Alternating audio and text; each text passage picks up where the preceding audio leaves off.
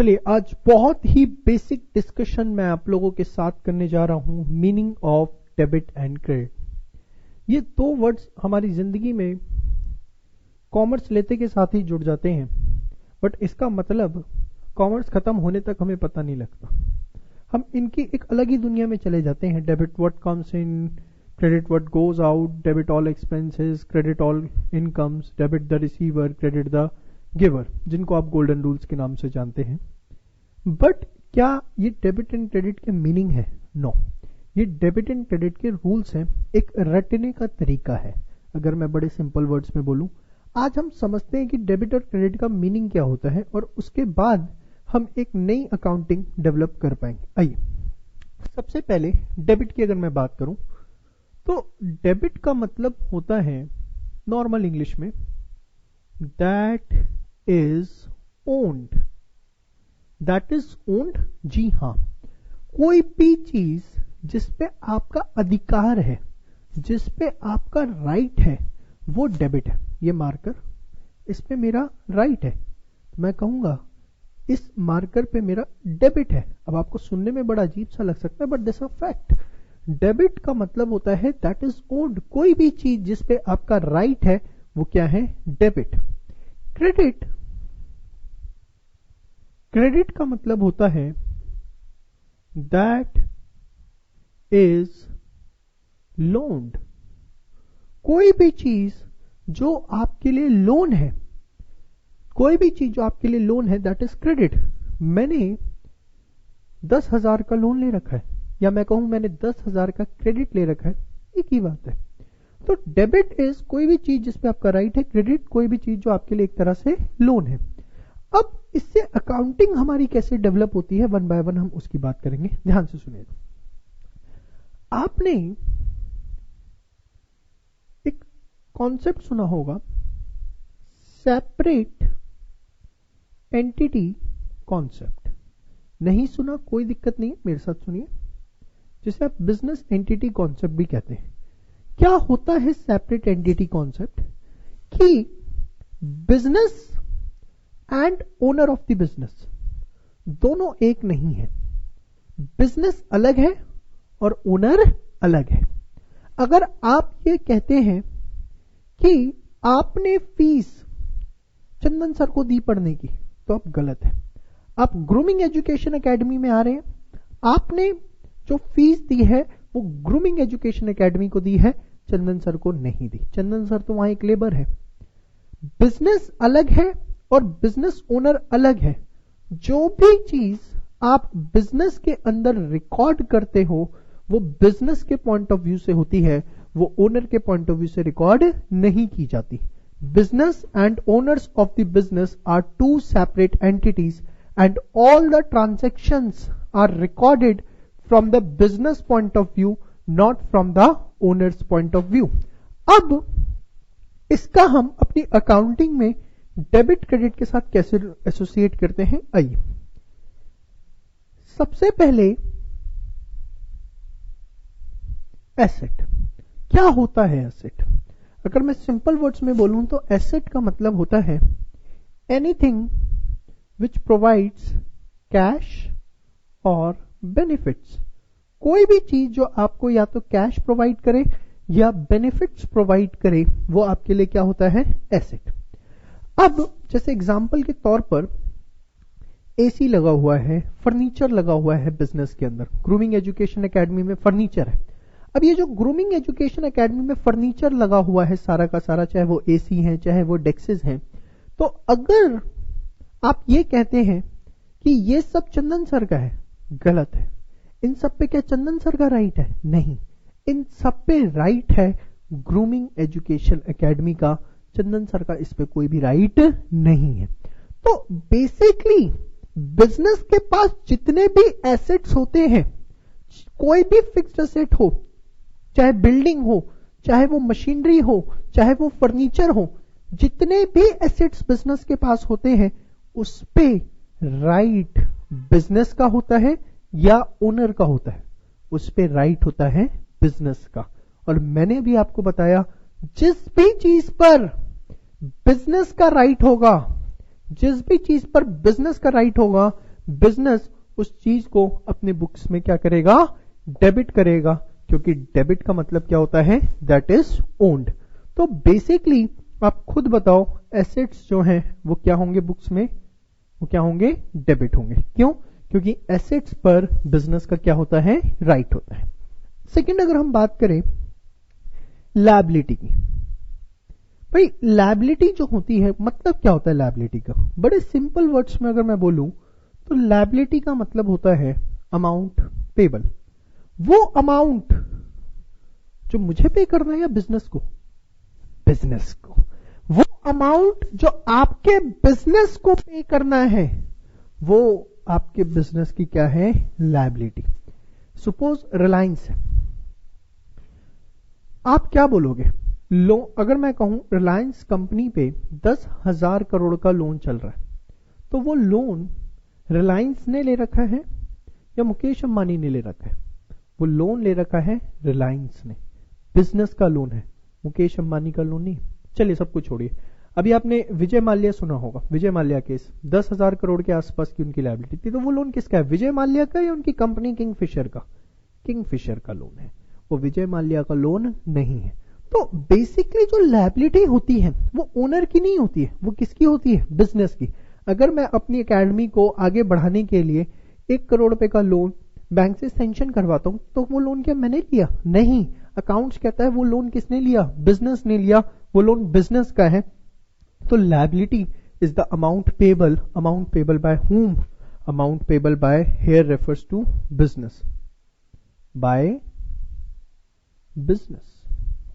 So basically जो liability है उसको हम अपनी बुक्स ऑफ अकाउंट्स में, मैंने क्या बताया, दैट इज लोन्ड, वो एक तरह से लोन है, तो हम उसे क्या करेंगे, अपनी बुक्स में क्रेडिट करेंगे। तो आपने 2 चीजें मेरे साथ समझ ली हैं अभी तक, एसेट्स एंड लायबिलिटीज। आगे बढ़ाते हैं अपनी डिस्कशन। Third word, expense. ध्यान से सुनिए, देखिए जो भी बिजनेस एक्सपेंस कर रहे हैं, जैसे एग्जांपल देता हूं, आपने अपने बिजनेस में स्टाफ रखा हुआ है, तो उस स्टाफ को सैलरी आप दे रहे हो या आपका बिजनेस दे रहा है? बिजनेस दे रहा है। अब एक बात बताओ, आपने एक दिन स्टाफ को बोला कि यार घर पे ना मेड नहीं आई है, जाके थोड़ी सी हेल्प करवा दो, क्या वो स्टाफ कर देगा? नहीं करेगा, मना कर देगा। क्या कहेगा, सर मुझे यहां पे काम के लिए रखा गया, आपके घर के काम के लिए नहीं रखा गया। अब ऐसा उसने क्यों कहा? He is getting the salary from the business, not from you.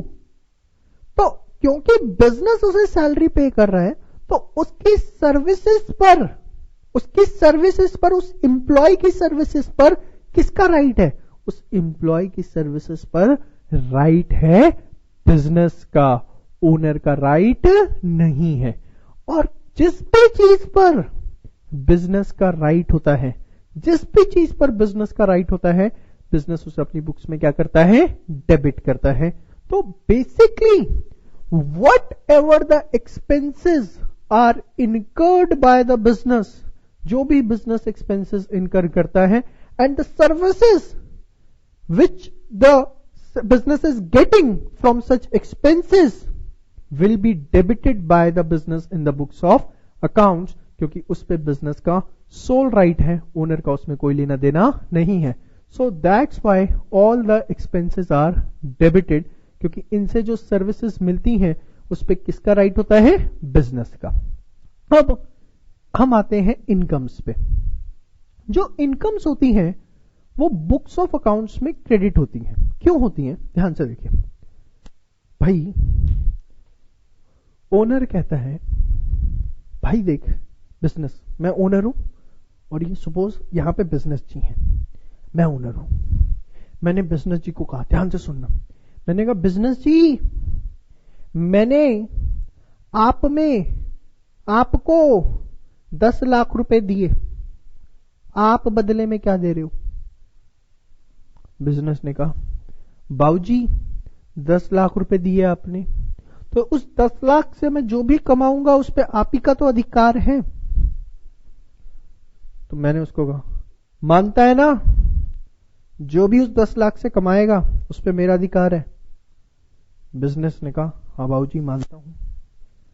अब जो बिजनेस उस 10 लाख रुपए पे कमाएगा उस पे किसका राइट है? ओनर का। मतलब कमा बिजनेस रहा है, बट क्या बिजनेस उस पैसे को अपने पास रख सकता है? नहीं रख सकता।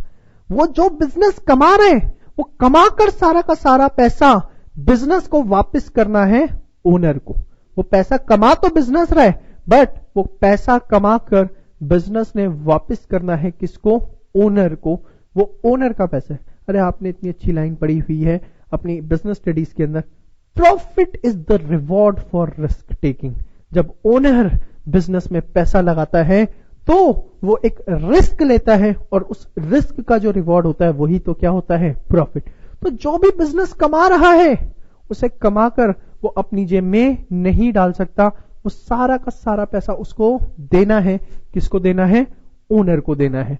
तो जो भी वो कमा रहा है बिजनेस, एक तरह से वो उसके लिए लोन है, क्योंकि उसे वापस करना है किसको? ओनर को। इस वजह से इनकम बुक्स में क्या होती है? क्रेडिट।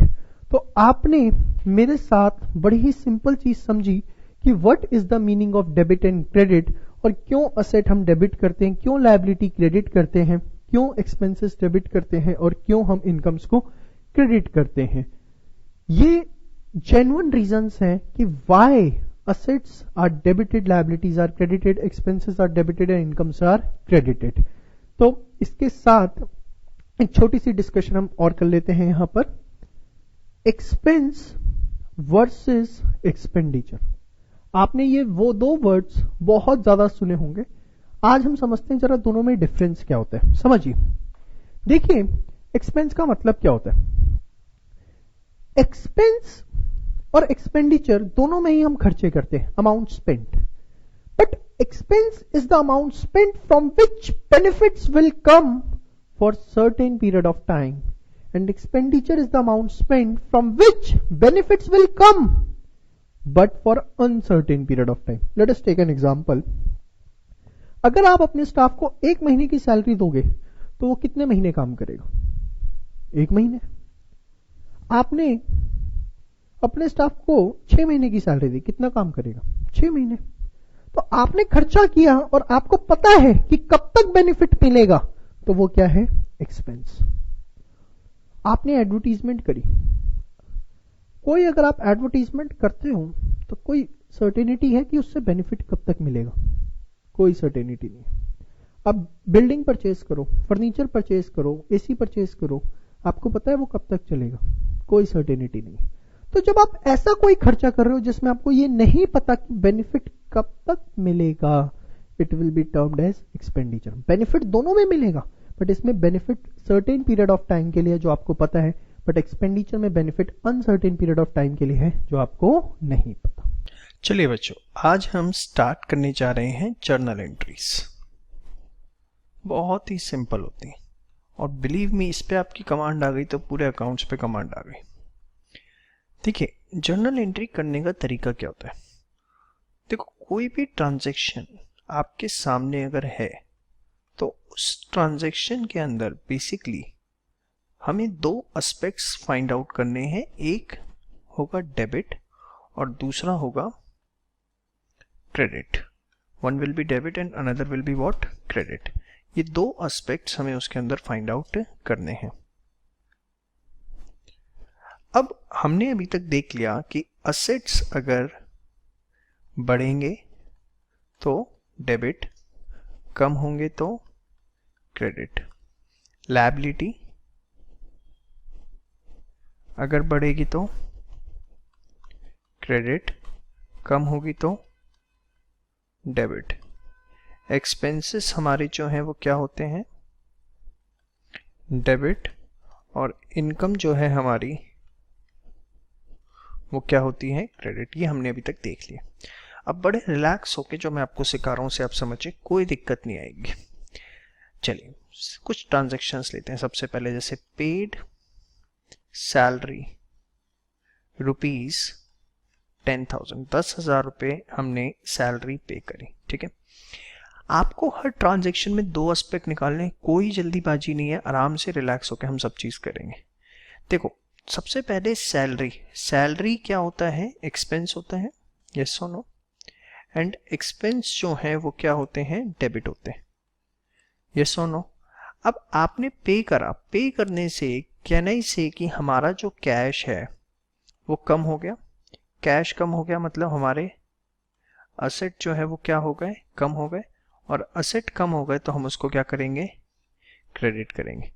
तो आपने एंट्री के अंदर दो एस्पेक्ट जो है वो फाइंड आउट करें। वन एक्सपेक्ट कि हमने सैलरी पे करी है, दैट्स एन एक्सपेंस, तो वो डेबिट होगा, और सेकंड इज कि कैश कम हो गया, कैश कम हो गया मतलब असेट कम हो गया, तो हमने उसे क्रेडिट, डेबिट क्रेडिट आपने सबसे पहले, और हमेशा आपने इसे ऐसे ही करना है स्टार्टिंग में। तो एंट्री क्या होगी बताओ, salary account debit to cash account. Salary को हम क्या कर देंगे, डेबिट कर देंगे, कैश कम हुआ उसे क्या कर देंगे, क्रेडिट कर देंगे। यहां पर डेबिट में 10,000 एंड क्रेडिट में 10,000। ठीक है, जो डेबिट में आता है उसको हम पहले लिखते हैं, डीआर का मतलब होता है डेबिट रिकॉर्ड, क्रेडिट के लिए सीआर लिखने की जरूरत नहीं होती, वो 2 से अपने आप रिप्रेजेंट हो रहा होता है। ये आपका डेबिट कॉलम का अमाउंट होता है, और यहाँ पे क्रेडिट, और डेबिट एंड क्रेडिट हमेशा दोनों एक दूसरे के इक्वल आएंगे। ठीक है, इसकी फिर हम नरेशन लिखेंगे, बीइंग सैलरी पेड। कोई जल्दीबाजी नहीं है, आराम आराम से सारी चीजें आपको सीखनी है, समझ में आया? शो, चलिए नेक्स्ट देखते हैं,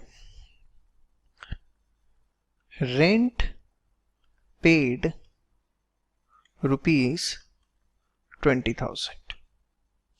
तो बताओ रेंट पे किया, रेंट पे करना इज एक्सपेंस, और एक्सपेंस जो है वो क्या होते हैं हमारे, डेबिट होते हैं। पे किया, पे करने से कैश कम हो जाएगा, कैश कम हो गया मतलब हमारे असेट कम हो जाएंगे, असेट कम हो जाएंगे तो हम उसे क्या करेंगे, क्रेडिट करेंगे। ठीक है, तो क्या एंट्री बनी बताओ, रेंट अकाउंट डेबिट टू, थोड़ा सा स्पेस छोड़ के लिखना होता है यहां से, कैश अकाउंट। कितना बेटा, 20,000, 20,000, वेरी गुड। ठीक है, यहां पर हमने नरेशन लिखी, बीइंग रेंट पेड। आप अभी स्टार्टिंग में ऐसे प्रॉपर जरूर बनाओगे कि डेबिट क्यों हो रहा है, क्रेडिट, तभी आपकी रीजनिंग स्ट्रांग होगी और तभी आप कमांड ले पाओगे। ठीक है, चलिए आगे पढ़े। सपोज उसने लिखा ऑफिस एक्सपेंसेस पेड ₹30,000। ठीक है, तो ऑफिस एक्सपेंस है, क्या होंगे, एक्सपेंस, एक्सपेंस क्या होते हैं बेटा, debit, very good.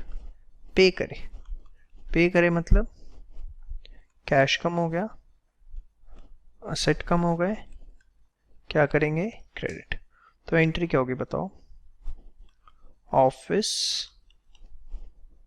Expenses debit to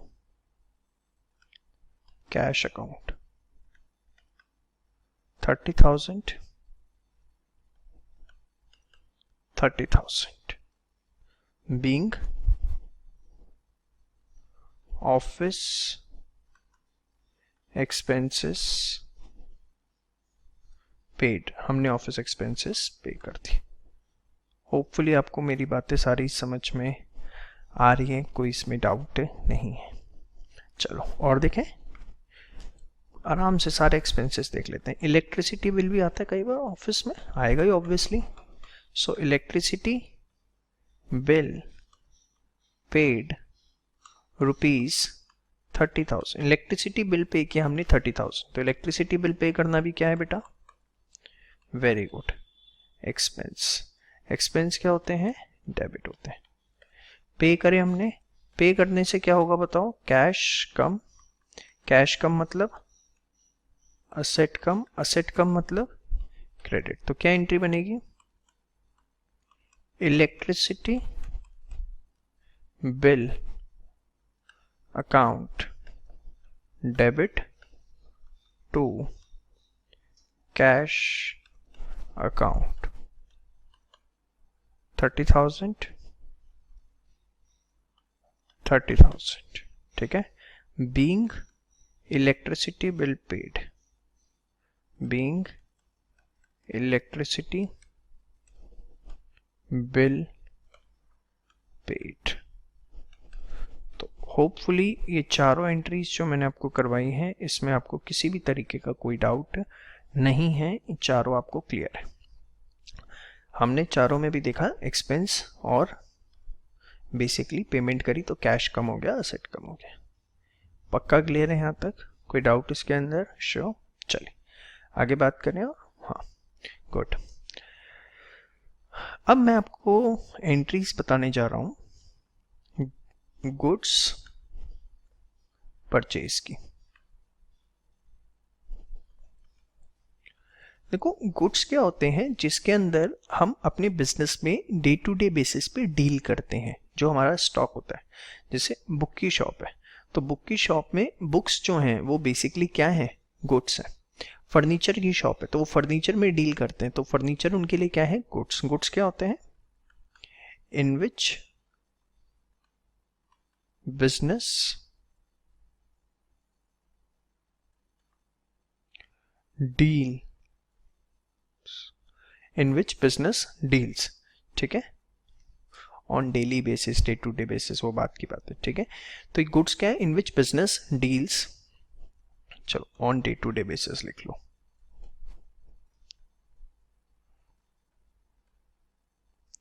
अब बड़े आराम से आपको एक एक चीज समझनी। सपोज उसने आपको बोला goods purchased for rupees 10,000 in cash.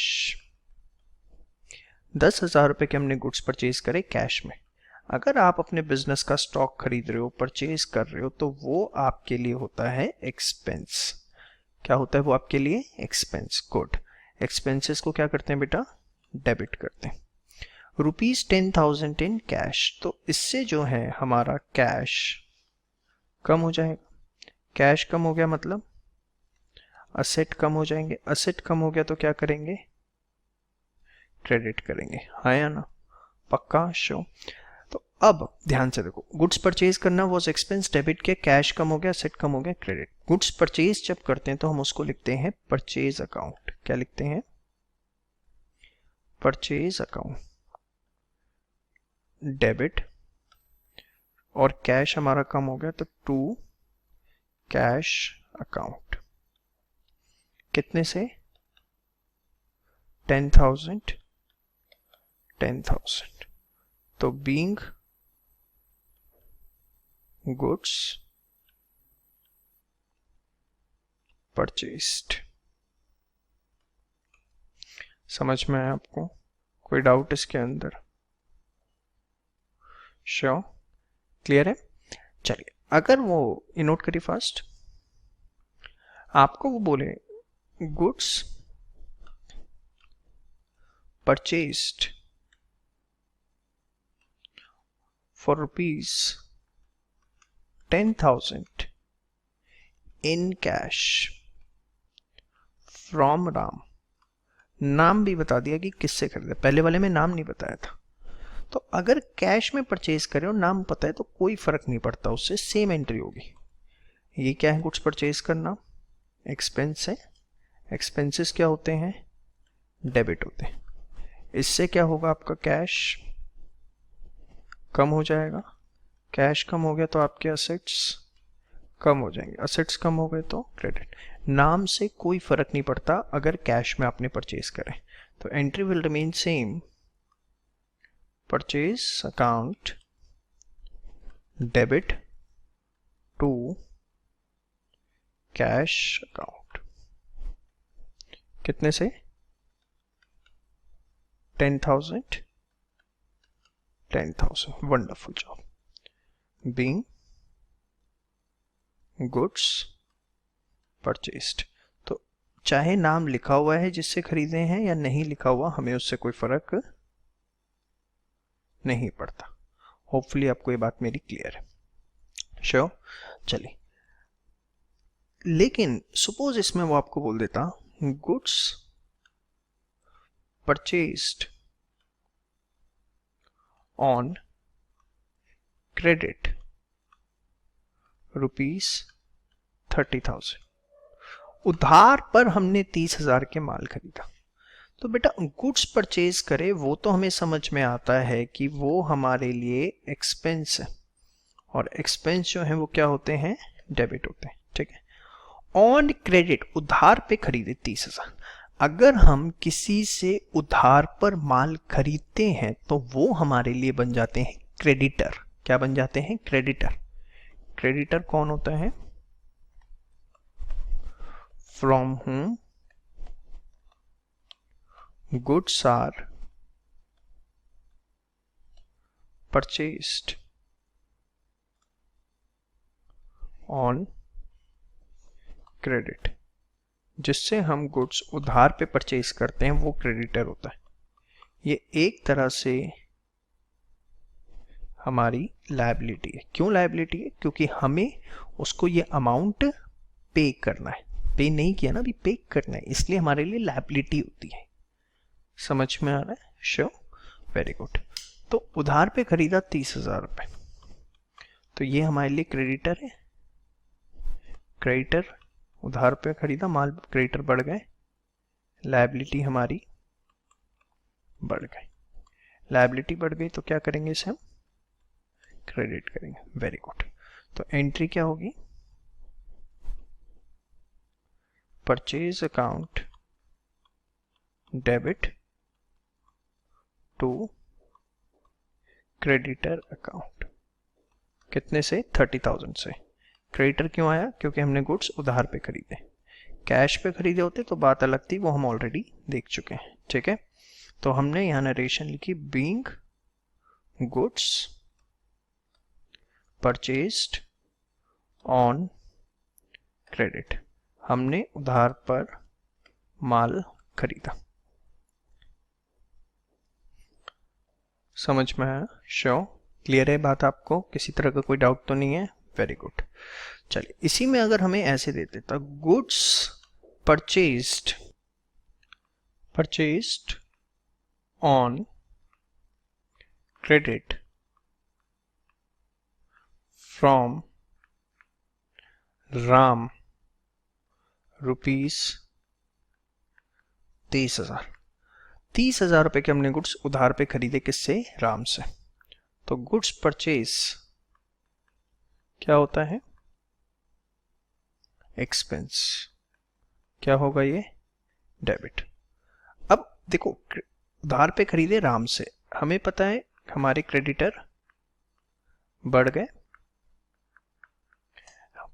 Creditor बढ़ गए, हमारी लायबिलिटी बढ़ गई, तो हम उसे क्या करेंगे, क्रेडिट करेंगे। बट यहां पर क्योंकि आपको नाम गिवन है जिससे आपने उधार पर खरीदे हैं, तो क्रेडिटर लिखने की जरूरत नहीं है, आपको उसका नाम लिखना है, टू राम अकाउंट। समझ में आई? अगर उधार पे आपने माल खरीदा है और सामने वाली पार्टी का आपको नाम पता है तो आपको नाम मेंशन करना है। बट अगर कैश में खरीदा है तो नाम से कोई फर्क नहीं पड़ता। Being goods purchased on credit from Ram.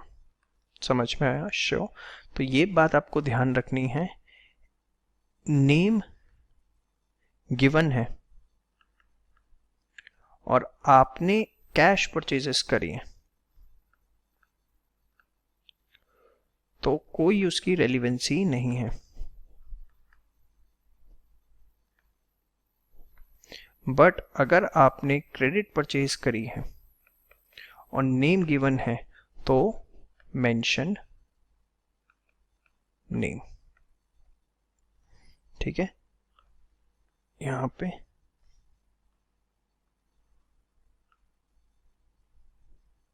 Need not to mention name.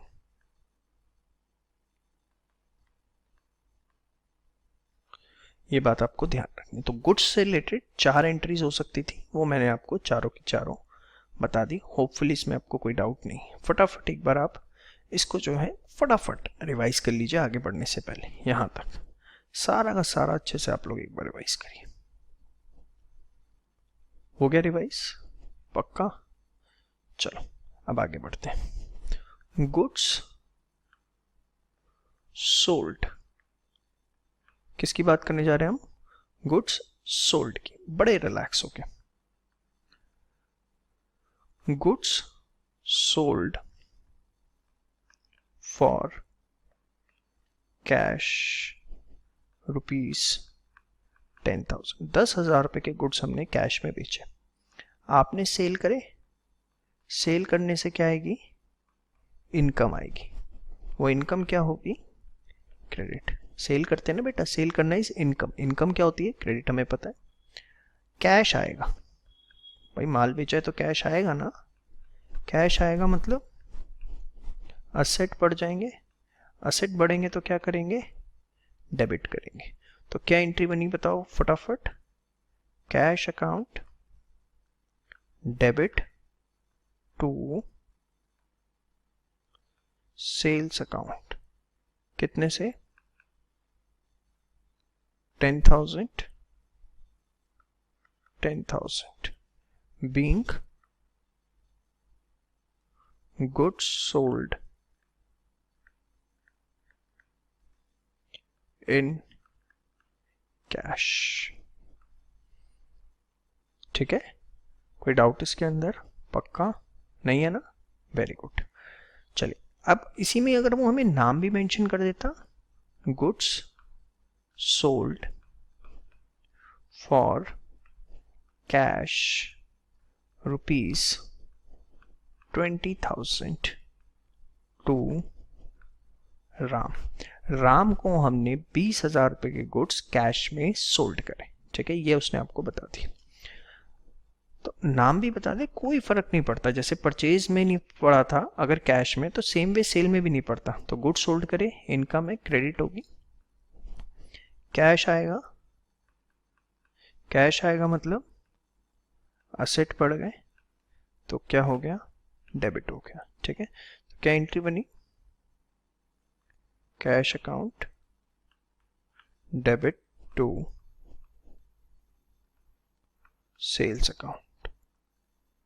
कितने से? 20,000 20,000। Narration same, being goods sold.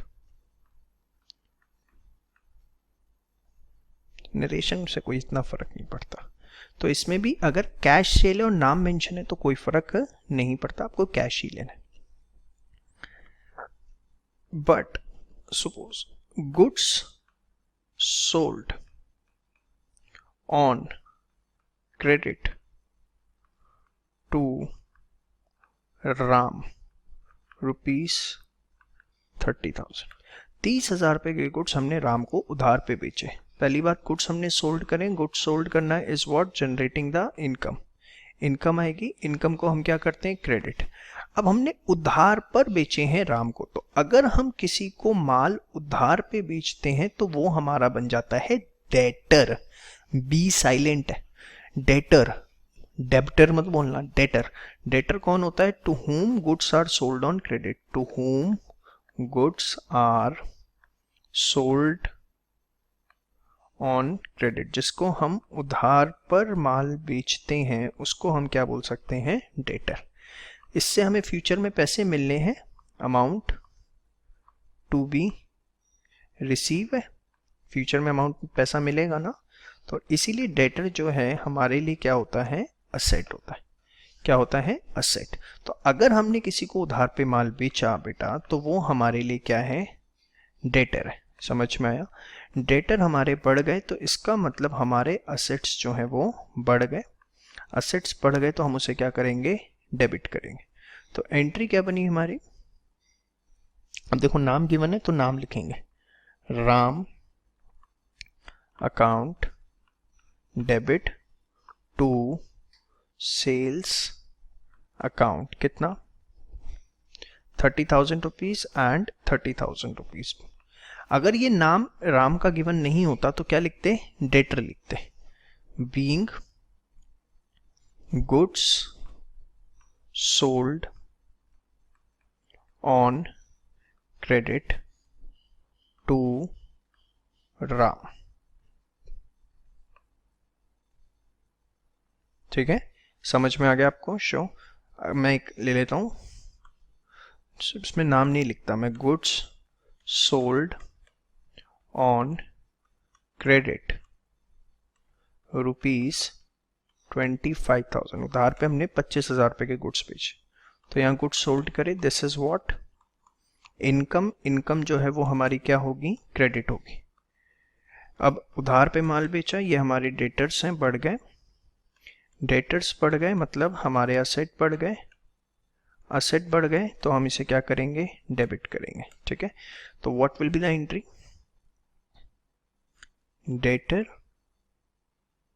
Account debit to sales account.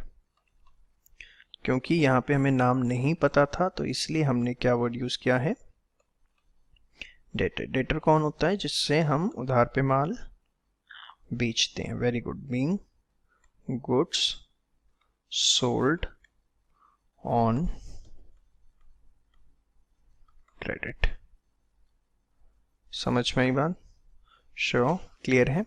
तो यहां तक आपने मेरे साथ जो अभी तक टोटल पढ़ लिया, आपने कर ली जर्नल एंट्रीज किस किस से रिलेटेड, एक्सपेंसेस पेड की कर ली, हाँ या ना? फिर आपने करी गुड्स परचेस्ड की, चाहे वो कैश में थे चाहे वो क्रेडिट में थे, यस और नो? Very good. और थर्ड आपने क्या सीख ली, गुड्स सोल्ड की entry in case of cash cell and in case of credit sale. ठीक है, ये हमारा पार्ट 1 इसी के साथ ओवर होता है। यहां तक आप पहले बहुत अच्छे से सारी चीजें रिवाइज कर लीजिए, उसके बाद ही हम अपना पार्ट 2 के ऊपर मूव ऑन करेंगे। होपफुली पार्ट 1 में जितना मैंने आपको बताया सब आपको बहुत अच्छे से समझ में आ गया। अब पार्ट 2 में हम आगे की डिस्कशन अपनी शुरू करते हैं। देखिए, अमाउंट सबसे पहले हम देखने जा रहे हैं, अमाउंट रिसीव्ड फ्रॉम डेटर्स। इससे रिलेटेड जर्नल एंट्रीज अब हम सीखने जा रहे हैं, ध्यान से देखिए। पिछले पार्ट में आपने मेरे साथ सीखा था, अगर मैंने एंट्री करी गुड्स सोल्ड टू राम ₹10,000, तो आपने इसकी जर्नल एंट्री करनी सीखी थी कि हमने राम को गुड्स सोल्ड करे, वो हमारे लिए क्या है, इनकम है, वो क्या होगी, हमारी क्रेडिट होगी। ठीक है, राम कौन है, डेटर, बढ़ गए, असेट बढ़ गया, डेटर बढ़ गए, असेट बढ़ गया, तो हम उस चीज को क्या करेंगे, डेबिट करेंगे। तो हमारी एंट्री क्या बनी थी, Ram account debit to sales account, Ram account debit to sales account हमारी एंट्री बनी थी। This was 10,000 and here it was 10,000।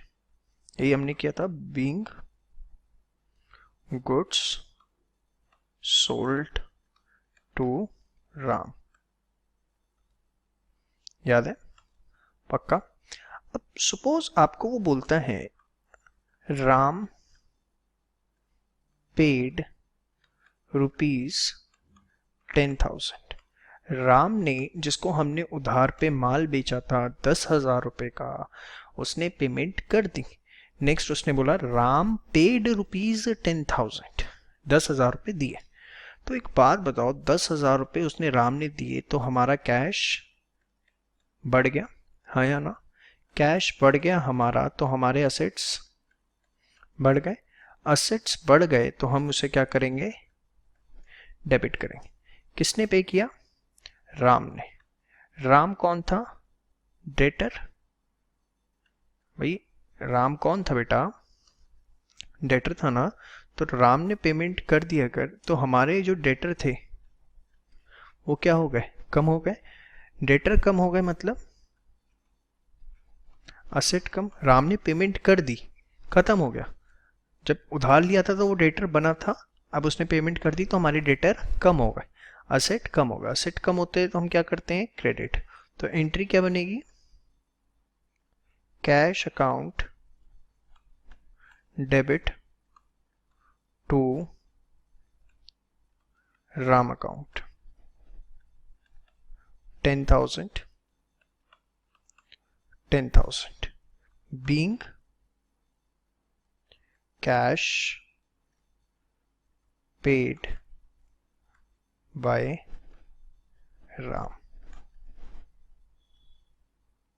या being amount received from Ram।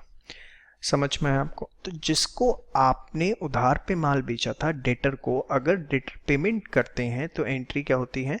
Cash account debit to debtor, या जो भी नाम है। समझ में आ गया? शो पक्का क्लियर? अच्छा, अगर ऐसे लिखा होता राम पेड ₹9800 इन फुल सेटलमेंट। हमने राम को 10,000 का माल बेचा था, बट राम ने 9800 दिए फुल सेटलमेंट में। राम ने बोला बस ठीक है, मेरे पास इतने ही है, अब देख लो भाई। तो राम से हमें कैश तो मिला, असेट हमारे बढ़े, उसको हम डेबिट करेंगे कितने से? 9800 से। राम हमारा डेटर था, कम हो गया। डेटर कम हो गया मतलब कैश कम, सॉरी असेट कम हो गए।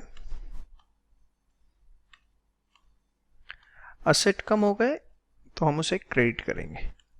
कितने से करेंगे? 10,000 रुपए से, क्योंकि राम तब इसके अलावा कुछ देगा नहीं। तो हमने एक तरह से राम को डिस्काउंट दिया। उसने 10,000 की जगह हमें 9800 की, और हम मान गए, तो हमने राम को एक तरह से डिस्काउंट दिया 200 रुपए का। This is what called as discount allowed. समझ में आई बात? और ये एक तरह से हमारे लिए एक्सपेंस होता है। क्या होता है? एक्सपेंस। और एक्सपेंसेस को क्या किया जाता है? डेबिट। तो यहां डेबिट दो चीजें हो रही है। एक तो हमारे पास कैश आया, कैश अकाउंट डेबिट कितने से? 9800 से। फिर डिस्काउंट भी डेबिट हो रहा है, डिस्काउंट अलाउड डेबिट कितने से हो रहा है? 200 रुपए से। टू किसने दिया? राम ने। डेटर हमारे कम हो गए कितने से? 10,000 से। समझ में आई बात? श्योर। तो being amount paid by Ram in full settlement। समझ में आया? तो अगर ये वर्ड लिखा हुआ है फुल सेटलमेंट, हमने सेल करी थी, उसने पैसा दिया, और फुल सेटलमेंट लिखा हुआ है, इसका मतलब हमने कुछ डिस्काउंट दिया है। वो डिस्काउंट हमारे लिए क्या है? एक्सपेंस। यहां तक आपको सारी बातें क्लियर हैं? श्योर। इसको मैं थोड़ा पुराने तरीके से लिख दूं, दिक्कत आ रही है तो। यहां पर हमारा 9800 है, यहां पे हमारा 200 है, टोटल क्रेडिट में हमारा 10,000। तो होपफुली आपको ये क्लियर है। पक्का? चलो एक और एंट्री करते हैं इससे रिलेटेड, तभी कॉन्सेप्ट स्ट्रांग हो पाएगा। ये तीनों आप फटाफट एक बार रिवाइज कर लो फास्ट। चलो स्टार्ट करें। Goods sold on credit ₹20,000। Debtor paid rupees 19,000 in full settlement. ठीक है, तो क्या होगा बताओ, चलो करो। गुड्स बेचे हमने उधार पे, हाँ या ना, सेल हुई है, गुड्स सोल्ड हुए। केस 1 में गुड्स सोल्ड होना क्या होता है, इनकम होता है। इनकम को हम क्या करते हैं, क्रेडिट करते हैं। एकदम आराम से बच्चों की तरह चलो, अभी कोई दिक्कत नहीं है।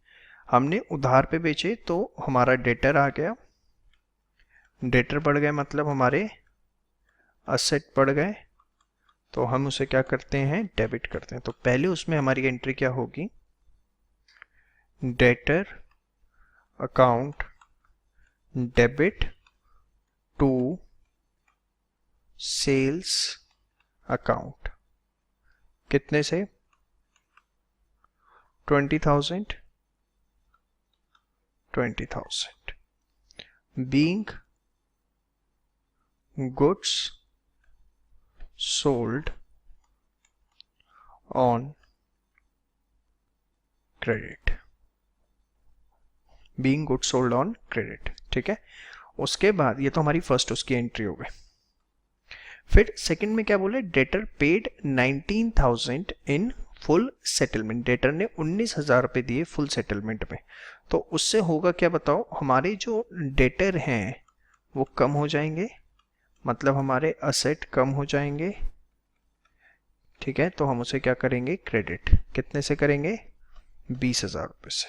ठीक है, फिर पैसा आया मतलब हमारा कैश बढ़ गया, असेट बढ़ गए, असेट बढ़ गए तो डेबिट होगा, कितने से, 19,000 से। यही रीजनिंग सिखाई थी। और अब 20 में से 19 दिए तो हमने उनको क्या दिया, डिस्काउंट दिया। Very good, discount allowed. वो हमारे लिए क्या है, एक्सपेंस है, उसको हम डेबिट करेंगे। कितना डिस्काउंट दिया, 1,000 से। समझ में आई बात, शो। तो अब इसकी एंट्री कर देते हैं। ये तो सिर्फ आपकी अंडरस्टैंडिंग के लिए मैंने आपको सब सिखाया है। ठीक है, तो एंट्री क्या होगी बताओ, कैश आया, cash account debit 19,000, discount allowed debit 1,000 to debtor account कितना, 20,000। ठीक है, being amount received from debtors in full settlement। समझ में आ गया, कोई डाउट इसके अंदर, श्योर, पक्का। बट अगर इसी में ऐसे लिखा होता सिर्फ डेटर्स पेड ₹19,000, फुल सेटलमेंट नहीं लिखा हुआ, तो आपको अपना दिमाग नहीं लगाना।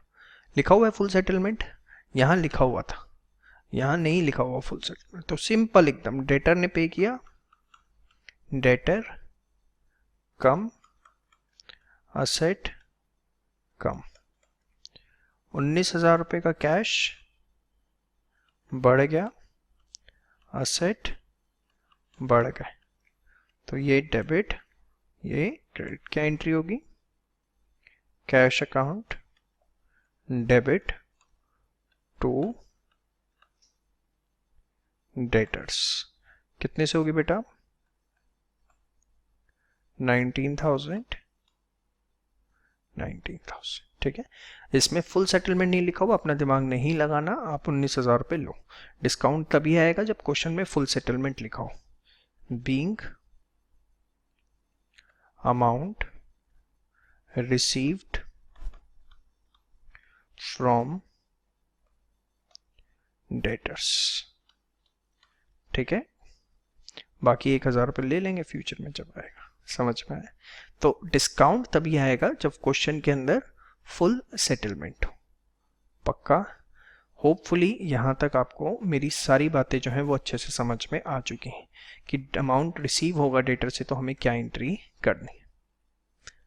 आ गई निकम्मो? पक्का आ गई? श्योर? चलिए अब हम बात करते हैं नेक्स्ट कॉन्सेप्ट की अपनी, that is payment to creditors. Creditors की पेमेंट करते हैं तो क्या जर्नल एंट्रीज उस केस में होंगी।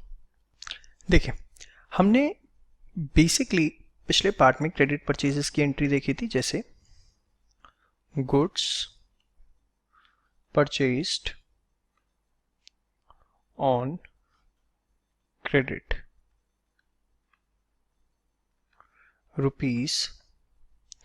₹30,000। हमने उधार पे माल खरीदा कितने रुपए का? 30,000 का। तो गुड्स परचेज करना इस एक्सपेंस, क्या करेंगे उसको हम? डेबिट करेंगे। ठीक है, उधार पे खरीदा था तो ये क्या था? हमारे क्रेडिटर बढ़ गए थे। क्रेडिटर बढ़ गए तो हमारी लायबिलिटी बढ़ गई थी, और लायबिलिटी बढ़ गई तो हम उसे क्या करते हैं? क्रेडिट। याद है? तो हमने एंट्री क्या की थी? Purchase account debit to creditor account 30,000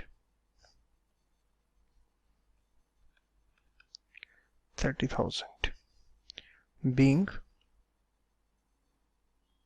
goods purchased on credit.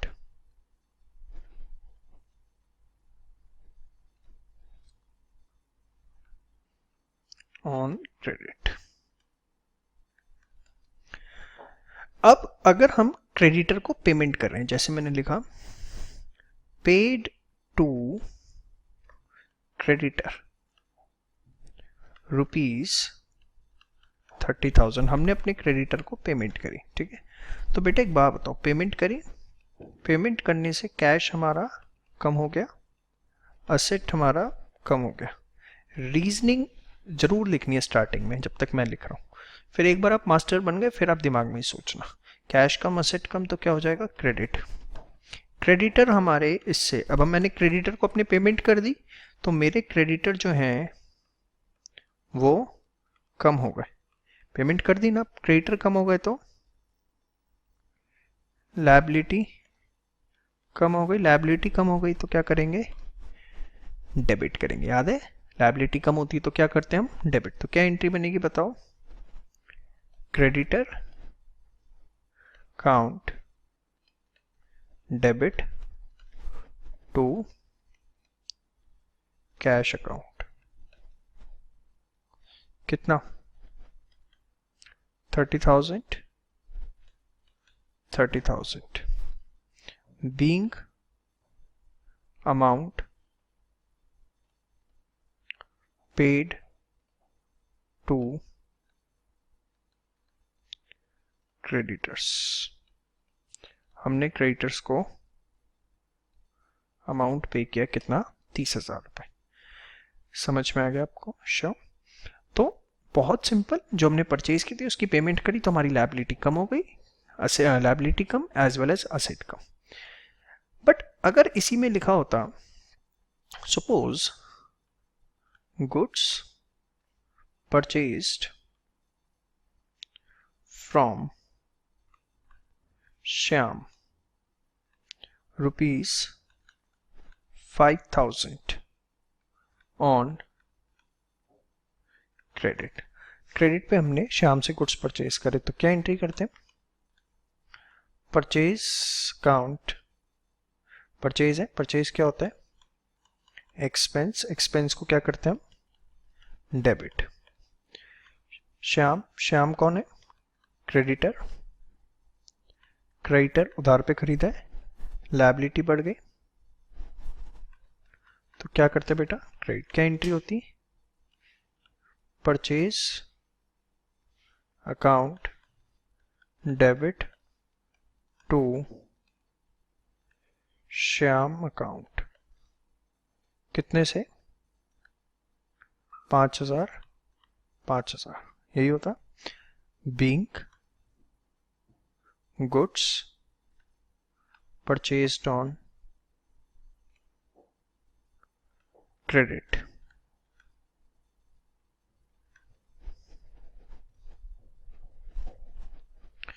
अब इसके बाद अगर मैं देता paid to Shyam ₹4800 in full settlement, हमने श्याम को 4800 रुपीज दिए फुल सेटलमेंट में। तो देखो बेटा, पे किया, कैश कम हुआ, कैश कम हुआ, असेट कम हुआ, असेट कम हुआ तो क्या करेंगे? क्रेडिट करेंगे। Very good. बट कितना पे किया बेटा? 4800, आया ना। श्याम जो कि हमारी लायबिलिटी थी, क्रेडिटर था, वो हमारा कम हो गया। क्रेडिटर कम मतलब लायबिलिटी कम, लायबिलिटी कम तो हम इसे क्या करेंगे? डेबिट करेंगे। ठीक है। अब हमने 5,000 की जगह 4800 पे किए, तो हमको इस बार क्या हुआ? डिस्काउंट मिला या हमने दिया? डिस्काउंट मिला। Very good. कितना मिला? 200 रुपये। डिस्काउंट मिलना हमारे लिए एक तरह से कमाई है, इनकम है, और उसको हम क्या करेंगे? क्रेडिट करेंगे। समझ में आई बात? श्योर। तो क्या एंट्री बनेगी? देखो, एक तो हम डेबिट कर रहे हैं, हमारी लायबिलिटी कम हो गई पूरे 5,000 से, हमने देना तो उसको कुछ नहीं है। फिर हमारा कैश गया 4800 और हमारी कमाई है 200 रुपये। तो डेबिट होगा कौन? श्याम। श्याम अकाउंट डेबिट कितने से बेटा? 4800, सॉरी 5000 से। कैश हमारा कितना कम होगा? 4800 टू डिस्काउंट रिसीव्ड कितना है? 200 रुपये।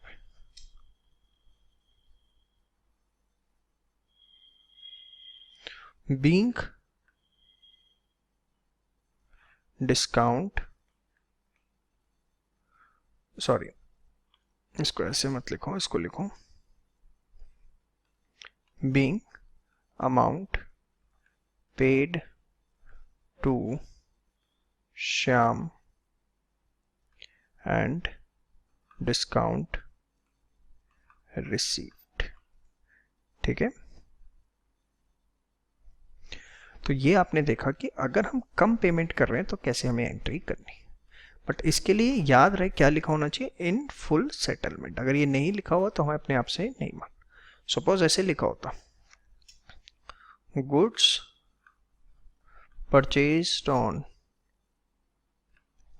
Credit from Ram ₹1,00,000। ठीक है। तो एंट्री क्या होती बताओ? अब तो यार आप पड़ गई होगी। परचेज एक्सपेंस होता है, परचेज अकाउंट डेबिट, और राम से खरीदे तो टू राम अकाउंट। राम को हमने क्रेडिट क्यों किया? क्योंकि वो हमारे लिए लायबिलिटी है। Very good. तो 1,00,000 1,00,000। ठीक है। मैं नरेशन नहीं लिख रहा, अब लिख लेना अपने, अब आपको पता है कैसे लिखनी है। अब नीचे मैं लिख देता अमाउंट पेड टू राम ₹80,000, और मैंने फुल सेटलमेंट नहीं लिखा, तो आपको अपनी तरफ से नहीं मानना इसे फुल सेटलमेंट। पे किया है, असेट कम, तो क्या करेंगे? क्रेडिट। राम को पे किया है, क्रेडिटर कम, क्या करेंगे? डेबिट। तो एंट्री बनेगी राम अकाउंट डेबिट कितने से बेटा? 80,000 से टू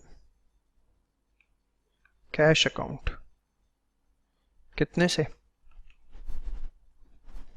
80,000 से। समझ में आ गया? श्योर। तो this is being amount paid to Ram.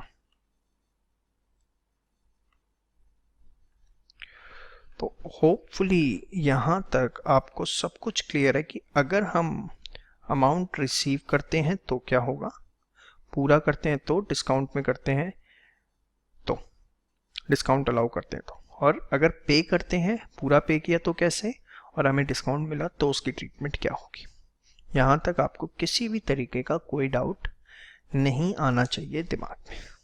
तो अब तक हम एक्सपेंसेस की सेल, परचेज, पेमेंट, रिसीट, इन सब की एंट्रीज देख चुके हैं। अब हम बात करने जा रहे हैं sales return and purchase return की। ध्यान से देखिए, सबसे पहले हम बात करेंगे परचेज रिटर्न। परचेज रिटर्न, जिसको हम रिटर्न आउटवर्ड भी बोलते हैं, रिटर्न आउटवर्ड, ठीक है। अब इसकी एंट्री क्या होती है, ध्यान से देखिए। आपने गुड्स परचेज किए थे, देखिए सबसे पहली चीज, जनरली अगर कैश परचेज हुई है तो उसका रिफंड नहीं मिलता। अगर आपने क्रेडिट परचेज करी है तो जनरली आप उसे ही वापस करवा पाते हैं। तो अगर आपने गुड्स परचेज किए थे ऑन ए क्रेडिट तो आपके क्रेडिटर बढ़ गए थे, हाँ या ना? पक्का, श्योर। अब आप गुड्स वापस कर रहे हो, गुड्स जो आपने खरीदे थे वापस कर रहे हो, तो सबसे पहले अगर मैं लिखता हूं गुड्स returned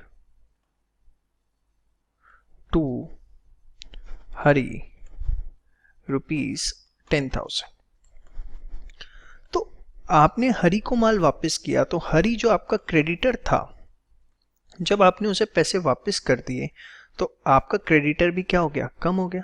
क्या आपको हरी को पैसे देने की जरूरत है?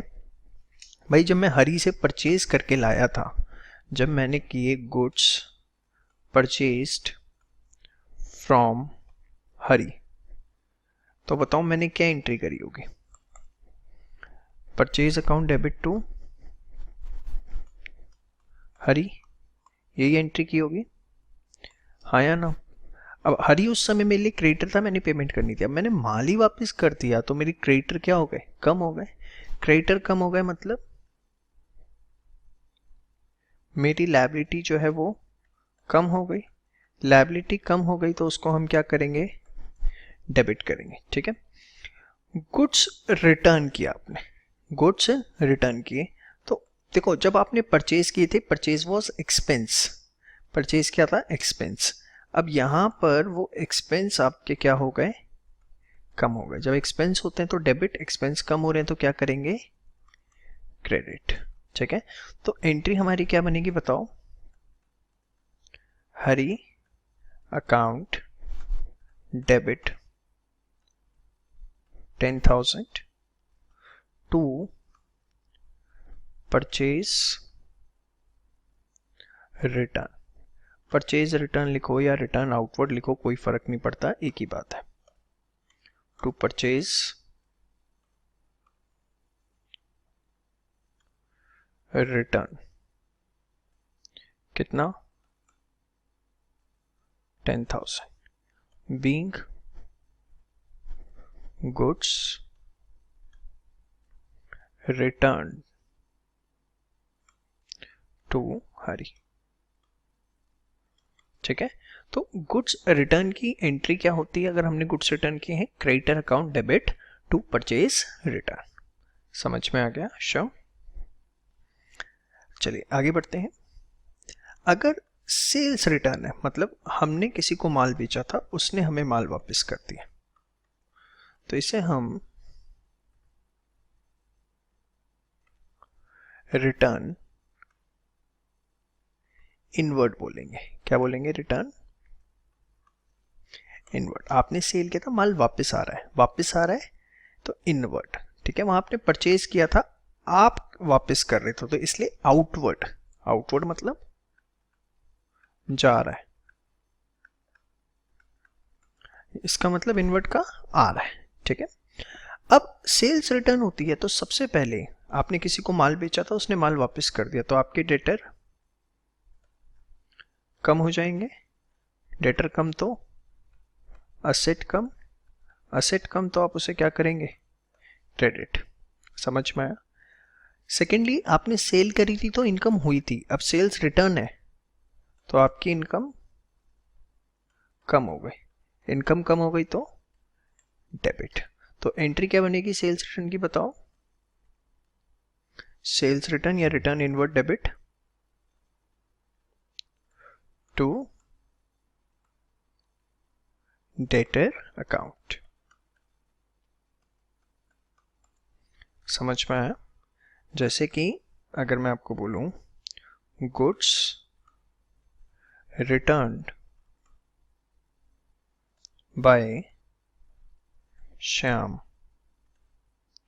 ₹30,000, तो यहां पर श्याम ने माल वापस किया तो sales return account debit to Shyam. कितना, 30,000। होपफुली आपको एंट्री समझ में आ गई, ऐसा क्यों कर रहा हूं मैं। क्यों, गुड्स रिटर्न हुए तो श्याम जो था हमारा क्या था, डेटर। डेटर क्या हो गया, कम हो गया, असेट कम तो मैंने उसे क्या कर दिया, क्रेडिट। और इससे इनकम कम हो गई तो मैंने उसे क्या कर दिया, डेबिट। तो होपफुली आपको purchase return and sales return दोनों की एंट्रीज जो है वो क्लियर है। सेल्स रिटर्न को हम रिटर्न इनवर्ड लिख सकते हैं, जबकि परचेज रिटर्न को क्या लिख सकते हैं, रिटर्न आउटवर्ड। ठीक है, चलिए अब आगे बढ़ने से पहले मैं आपके साथ एक हमने जितना किया उसके बेसिस पर एक छोटी सी एक्सरसाइज हम प्रैक्टिस करते हैं, ताकि हमें ये पता लग जाए कि हमारे कॉन्सेप्ट कितने स्ट्रांग हो। ठीक है, तो मैं क्वेश्चंस दे रहा हूँ, उसे आप नोट डाउन करेंगे, अपने लेवल पे सॉल्व करेंगे, फिर क्रॉस चेक करेंगे आपकी एंट्रीज ठीक है या नहीं है। ठीक है, चलिए आपके सामने एक क्वेश्चन है जिसमें मैंने 10 एंट्रीज लिखी हैं। एक एक करके फटाफट पहले आप ये 10 एंट्रीज करिए और इसके बाद आपको इसका सोल्यूशन दिखाई देगा, आप उसके साथ क्रॉस चेक करेंगे। पहले आप इसे यहाँ वीडियो पॉज कर दीजिए, सारा नोट डाउन करिए और उसके बाद आप क्या बोलते हैं इसका सोल्यूशन करके आप मेरे साथ क्रॉस चेक करेंगे। तो होपफुली आपने वीडियो पॉज करके पूरा क्वेश्चन जो है वो सॉल्व कर लिया है। चलिए आइए चेक करें। गुड्स परचेज इन कैश ₹30,000, तो इसकी एंट्री आपने की होगी purchase account debit to cash account 30,000।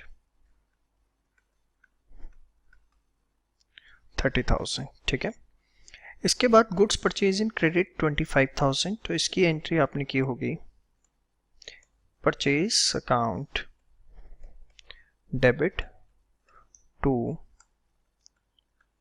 Creditor account 25,000।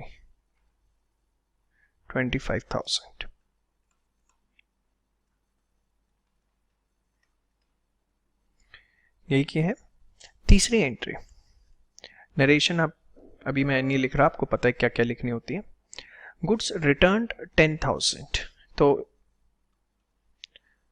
10,000 था, तो क्या एंट्री होगी, क्रेडिटर कम कर दिया हमने, creditor account debit to purchase return, कितने से, 10,000 से। Next, goods purchased from Shyam 50,000, तो परचेज अकाउंट आपने डेबिट किया होगा to Shyam 50,000।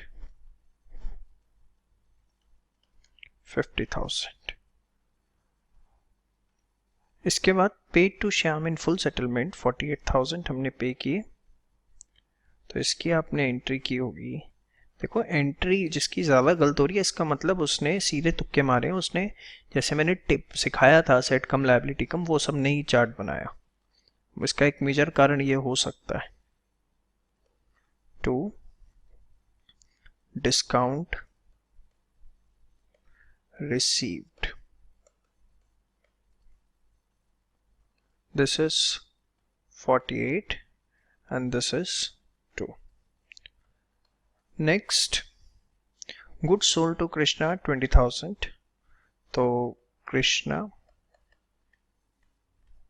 count debit to sales account. कितना? 20,000 रुपीज के 20,000 के हमने गुड्स सेल करे हैं. Next, Krishna return goods 5,000. तो सेल्स रिटर्न होगी हमारी sales return account debit to Krishna account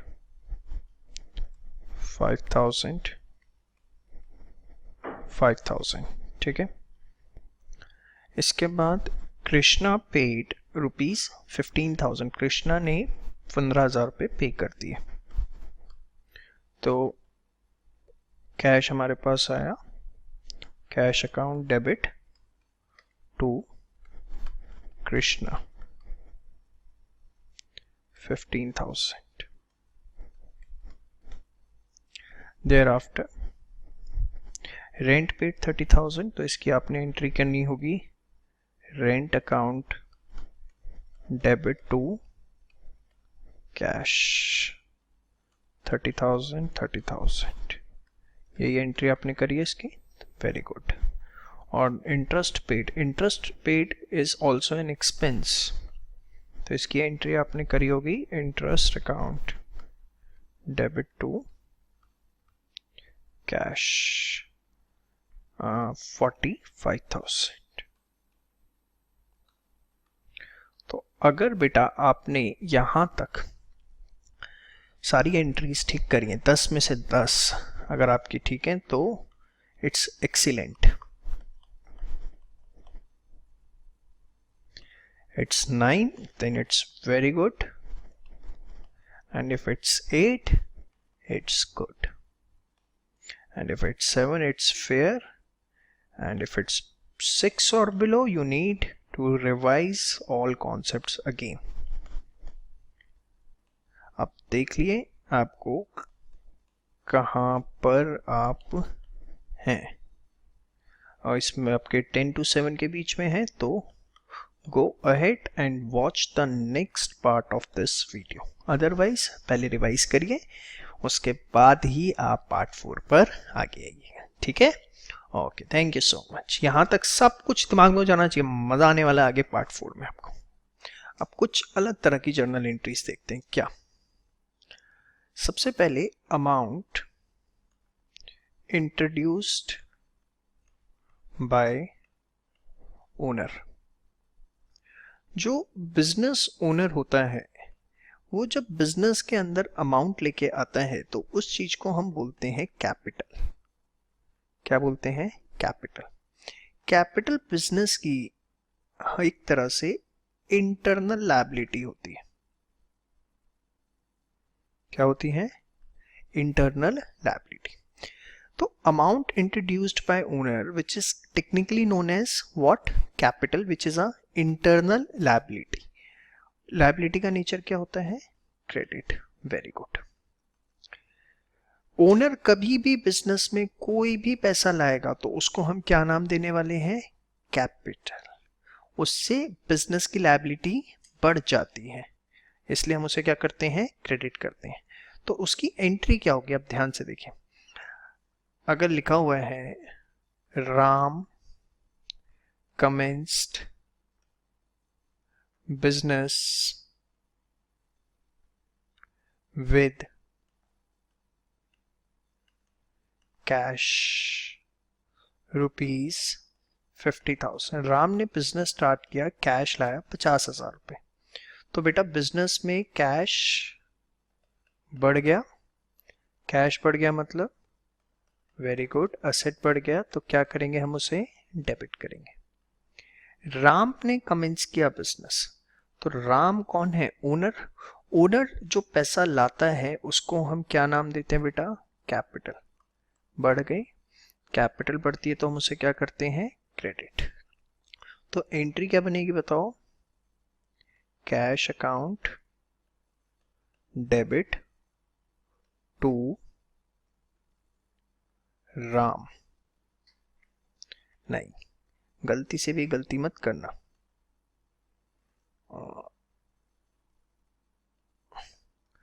आपने लिखना है टू, अरे आजा भाई, कैपिटल अकाउंट। क्या लिखना है, कैपिटल अकाउंट। कितना, 50,000। ठीक है, नीचे नरेशन आ जाएगी, being Ram started business with cash. ठीक है, तो जब भी कैपिटल आएगी बिजनेस में उसकी एंट्री क्या होगी, cash account debit to capital account, जो भी अमाउंट है। समझ में आया, श्योर, वेरी गुड। अब देखो, ओनर अगर बिजनेस में पैसे लगा रहा है तो ओनर को पैसे की जरूरत भी पड़ सकती है, हाँ या ना भाई। मैं अपने बिजनेस में अगर पैसे लगा रहा हूँ और मुझे कल दिन अपने खर्चे के लिए पैसे चाहिए तो कहाँ से लाऊंगा, बिजनेस से ही निकालूंगा। तो that is technically known as drawings. क्या बोला जाता है उसको, drawings. Second is drawings. Drawings क्या है, amount withdrawn by partner for personal use। Sorry, partner लिख दिया मैंने। Amount withdrawn by owner for personal use। जो अमाउंट ओनर निकालता है पर्सनल यूज के लिए उसको हम क्या बोलते हैं, ड्राइंग्स। अब ड्राइंग से जो कैपिटल है जब वो निकाले, देखो जब पैसा लाया तो कैपिटल बढ़ गई, अब वो पैसा निकाल रहा है तो उससे कैपिटल कम हो जाएगी। कैपिटल कम होगी मतलब एक तरह से लायबिलिटी कम होगी, और लायबिलिटी कम होगी तो उसको हम क्या करेंगे, डेबिट करेंगे। ठीक है, तो इसकी एंट्री क्या होगी, ड्राइंग्स अकाउंट डेबिट, और कैश निकाला है, कैश कम हो गया तो टू कैश अकाउंट। समझ में आई बात। चलिए, जैसे कि एग्जांपल आपको मैं देता हूं, अमाउंट विड्रॉन बाय ओनर ₹15,000। तो इसकी एंट्री क्या करोगे बेटा, बहुत बढ़िया, drawings account debit 15,000 to cash account, कितना, 15,000। ठीक है, being amount withdrawn for personal use। समझ में आ गया, श्योर, कोई डाउट इसके अंदर, पक्का। चलिए, हो सकता है ओनर जो ड्राइंग्स है वो कैश में ना करके गुड्स में करे। Let us take an example, mister A है, चलो बी बन गया, बी ले लो, मिस्टर बी है, मिस्टर बी का जो बिजनेस है वो है इलेक्ट्रॉनिक्स का, एसी टीवी खरीदते बेचते हैं, उसकी ट्रेडिंग करते हैं। ट्रेडिंग करना मतलब खरीदना बेचना, परचेज करते हैं उसे सेल करते हैं। अब मिस्टर बी को अपने घर के लिए, अपने पर्सनल यूज के लिए एक एसी चाहिए था। तो अब एक बात बताओ, उनका खुद का एसी का बिजनेस है, उन्हें खुद के लिए एसी चाहिए, तो क्या वो बाजार से खरीद के लाएंगे या अपने बिजनेस में से निकाल के लगा देंगे? बिजनेस में से निकाल के लगा देंगे, हाँ या ना? तो यहां पर भी मिस्टर बी ने ड्राइंग्स तो करी, बट वो ड्राइंग्स किस चीज की में है? In the form of goods. जो बिजनेस जिन गुड्स में डील करता है, मिस्टर बी ने वो विड्रॉ किया। तो यहां पर जो गुड्स विड्रॉ है, क्या क्या है? Goods withdrawn bye owner for personal use. ठीक है, ये भी क्या है? ड्राइंग्स है। लेकिन इसकी एंट्री क्या होगी, ध्यान से देखिए। अच्छा, ड्राइंग्स तो हमें पता है क्या होती हैं, डेबिट होती हैं। क्यों? क्योंकि कैपिटल कम होती है, लायबिलिटी कम होती है, याद है ना? Very good. अब बड़े ध्यान से देखिए, ड्राइंग्स तो चलो भाई डेबिट होंगी, ये हमको बहुत अच्छे से समझ में आ गया। Drawings account debit. अब इसके बाद देखो, जब बिजनेस गुड्स परचेज करता है, बिजनेस गुड्स परचेज करता है तो उसको क्या करता है? डेबिट करता है। सेल करता है तो सेल को क्रेडिट करता है। लेकिन यहां सेल नहीं हुई है, यहां पर ओनर ने गुड्स निकाले हैं अपने पर्सनल यूज के लिए। तो देखो, जब बिजनेस ने गुड्स परचेज करे होंगे तो क्या एंट्री की होगी? परचेज अकाउंट डेबिट किया होगा, और टू कैश या क्रेडिटर जो भी किया होगा, यही एंट्री की होगी, हाँ या ना? अब जब वो गुड्स विड्रॉ हो रहे हैं तो ये जो परचेज आपने डेबिट किया था ये खत्म हो जाएगा और ये क्रेडिट हो जाएगा।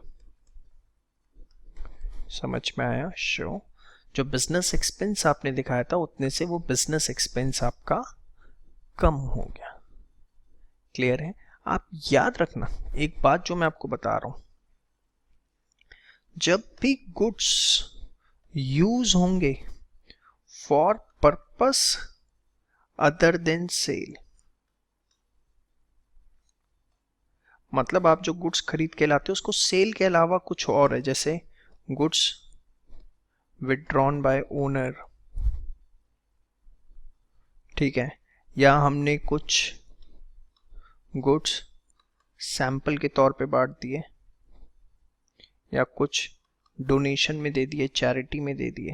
तो अगर हम गुड्स का कभी भी यूज कर रहे हैं for purpose other than sale, तो उस केस में परचेज अकाउंट हमेशा जो है वो हमारा क्रेडिट होगा। अभी आगे भी आप ऐसे बहुत केसेस देखेंगे।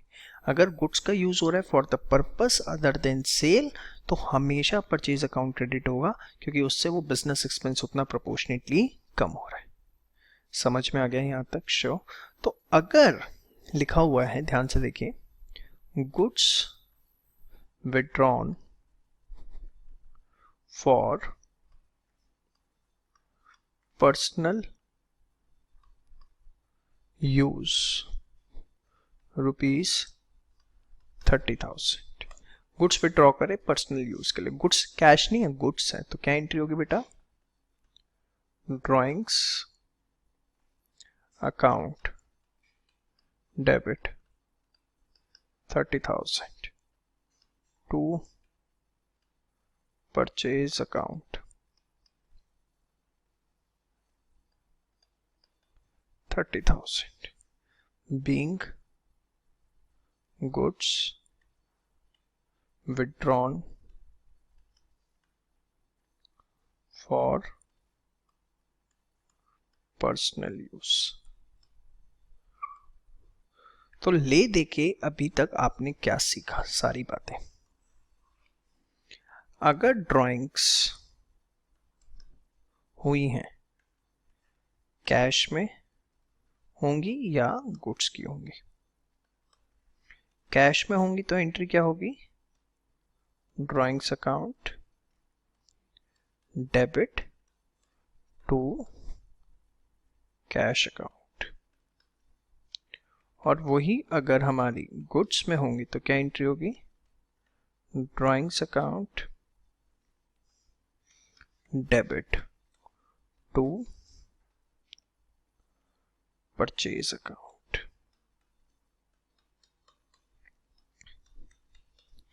Drawings account debit to purchase account. तो डिपेंड करता है ड्राइंग्स कैश की है या गुड्स की। और कैपिटल की एंट्री क्या बताई थी मैंने आपको, cash account debit to capital. तो ये आपने कैपिटल की और ड्राइंग्स की रिलेटेड टू ओनर एंट्रीज सारी की सारी देख ली, और होपफुली इसमें आपको किसी तरह का कोई डाउट नहीं होना चाहिए। सर क्या कैपिटल जो है वो कैश में थी, तो एंट्री हुई cash account debit to capital. But अगर वो कैश ना लाके कुछ फर्नीचर ले आते या कुछ और असेट ले आते तो क्या होता? तो कुछ नहीं होता, जो ला रहे हैं उसको डेबिट कर दो। फर्नीचर ला रहे हैं तो फर्नीचर कर देंगे, या कोई असेट ला रहे हैं तो असेट को डेबिट कर देंगे। कैश ला रहे हैं तो अच्छी बात है, कैश नहीं ला रहे उसके अलावा कुछ ला रहे हैं तो उसको डेबिट कर देंगे टू कैपिटल अकाउंट कर देंगे। तो जरूरी नहीं कैश में कोई असेट भी आ रहा है, तो we can do that also, asset account debit to capital account. तो होपफुली आपको कैपिटल एंड ड्राइंग से रिलेटेड सारी एंट्रीज इस पॉइंट ऑफ टाइम तक क्लियर है। क्लियर है? पक्का क्लियर है? कोई डाउट नहीं है इसके अंदर? Thank you so much. चलो एक एक्सरसाइज दे देता हूँ मैं आपको, क्वेश्चंस अपने आप प्रैक्टिस करना है। 3-4 एंट्रीज में आपको दे देता हूँ। राम कमेंस्ड, नोट कर लो फटाफट, business with cash ₹25,000। Shyam commenced business with machinery ₹50,000। amount withdrawn for personal use $30,000। goods withdrawn for personal use 25,000। फटाफट इसे करिए। एक बार मैं कर लिया तो आंसर बता देता हूँ, वीडियो पॉज करके करो। हो गया? चलो आंसर बता देता हूँ। पहले में क्या होगा, cash account debit to capital, next में मशीनरी टू कैपिटल, तीसरे में एंट्री की होगी अपनी ड्राइंग्स टू कैश, और फोर्थ में अपनी की होगी drawings to purchase. These are the answers of these 4 entries. चलिए अब हम बात करने जा रहे हैं journal entries related to fixed assets की। सबसे पहले समझते हैं फिक्स्ड एसेट्स होते क्या है। बिजनेस में वो असेट्स जो हमने बेचने के मकसद से नहीं रखे, not held for sale, rather purpose is to generate benefits. इनका मकसद बिजनेस में सेल करना, हमें इन्हें सेल नहीं करना, हमने इस मकसद से नहीं खरीदे कि हम इन्हें बेच देंगे। हमारा मकसद है उनसे बेनिफिट्स लेना, प्लस ये असेट जनरली 1 साल से ज्यादा बेनिफिट प्रोवाइड करते हैं। Provide benefits for more than 1 year. कौन कौन से होते हैं? अरे बिल्डिंग, बिजनेस में जो है जितनी भी मशीनरी है बिजनेस में, अब मेरे ऑफिस में एसी लगा हुआ है तो क्या मैं बेचने के लिए लाया हूं? बेनिफिट्स मिल रहे हैं। ठीक है, बिजनेस में जितना भी फर्नीचर है वो सारी के सारी क्या है? Fixed assets. ठीक है, अब बड़े ध्यान से एक एक चीज आपको सुननी और समझनी। देखो, अगर फिक्स्ड एसेट परचेज हुए हैं, फिक्स्ड एसेट हमने परचेज करें, तो एक बात बताओ, फिक्स्ड एसेट परचेज करने से, अच्छा या तो हमने कैश पे परचेज करे होंगे या उधार पे खरीदे होंगे। तो अगर हमने फिक्स्ड एसेट कैश में परचेज करे हैं तो एक साइड तो हमारा कैश कम हो गया, असेट कम हो गए, तो हम उसे क्रेडिट करेंगे। दूसरी साइड हमारा वो फिक्स्ड एसेट जो है बढ़ गया। भाई आप कोई एसेट खरीद के ला रहे हो तो आपके एसेट बढ़ गए ना बेटा। फिक्स्ड एसेट बढ़ गया मतलब एसेट बढ़ गया एक तरह से, तो आप उसे क्या करोगे, डेबिट। तो आपकी एंट्री क्या हुई, जो भी फिक्स्ड एसेट है आप उसका नाम लिखेंगे, बिल्डिंग है तो बिल्डिंग, मशीनरी है तो machine, fixed asset account debit to cash account. ठीक है, पक्का। अगर आपने वो फिक्स्ड एसेट उधार पे खरीदा है तो आपकी लायबिलिटी बढ़ गई, लायबिलिटी बढ़ गई, तो हम उसे क्या करेंगे, क्रेडिट करेंगे। सेकंड साइड आपके फिक्स्ड एसेट बढ़ गए, उसको हम डेबिट करेंगे। तो यहां एंट्री क्या बनेगी हमारी, fixed asset account debit to creditors. Better है अगर आप क्रेडिटर्स फॉर फिक्स्ड एसेट लिख पाए तो, क्योंकि सिर्फ क्रेडिटर्स हम लिखते हैं तो गुड्स वाले क्रेडिटर रिप्रेजेंट हो जाते हैं। ठीक है, तो इसलिए आप लिखिए क्रेडिटर्स फॉर फिक्स्ड एसेट। समझ में आ रहा है, नहीं आ रहा, पक्का आ रहा है। चलो, नरेशन हुई रहेगी, बीइंग फिक्स्ड एसेट परचेज। ठीक है, सेम वे यहां पर बीइंग फिक्स्ड एसेट परचेज।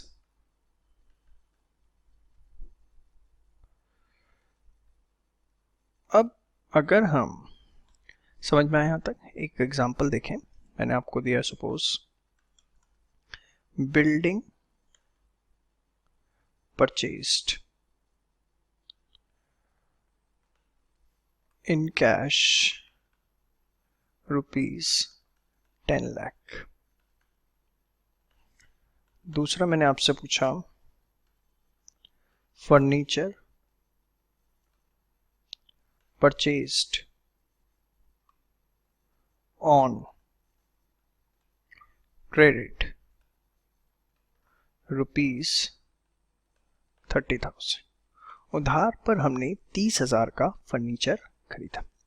दोनों चीजें, अब देखो बिल्डिंग है, असेट बढ़ गए, क्या होगा, डेबिट। कैश पे खरीदा, असेट कम हो गए, क्या होगा, क्रेडिट। तो एंट्री क्या बनेगी बताओ, building account debit to cash account. कितने से, 10 लाख, 10 लाख। समझ में आ गया शो। यहां पर furniture purchased on credit ₹30,000, credit पे खरीदा उधार पे, तो क्या करेंगे, फर्नीचर परचेज किया, असेट बढ़ गए, डेबिट करेंगे। बट क्योंकि उधार पे खरीदा है तो हमारी लायबिलिटी बढ़ गई, क्रेडिट करेंगे। तो एंट्री क्या बनी, furniture account debit to creditors for furniture. कितना, 30,000, 30,000। होपफुली आपको मेरी बात समझ में आ गई, फिक्स्ड एसेट परचेज की दोनों, क्लियर। अब ध्यान से देखें, अगर आपने कोई फिक्स्ड एसेट परचेज करा है तो आप उसे डे टू डे यूज भी करेंगे। डे टू डे यूज करेंगे अगर, तो उसकी वैल्यू कम होगी। भाई आप एक बात बताओ, मैं मशीनरी लाया, मशीनरी लाया 1 लाख रुपए की, वो मेरे बिजनेस में डेली यूज हो रही, तो डेली यूज होगी तो उसकी वैल्यू क्या होगी, कम भी होगी। अगर डे टू डे यूज की वजह से मशीन किसी भी फिक्स्ड एसेट की वैल्यू कम होती है, fixed asset value decreases due to day to day use, जिसको हम टेक्निकली बोलते हैं नॉर्मल वियर एंड टियर। क्या बोलेंगे? Normal wear and tier. कि डे टू डे यूज कर रहे हैं, ये हमारा एक टेक्निकल वर्ड है अकाउंटिंग लैंग्वेज का, नॉर्मल वियर एंड टियर, कि डे टू डे यूज करने से फिक्स्ड एसेट की वैल्यू कम हो रही है।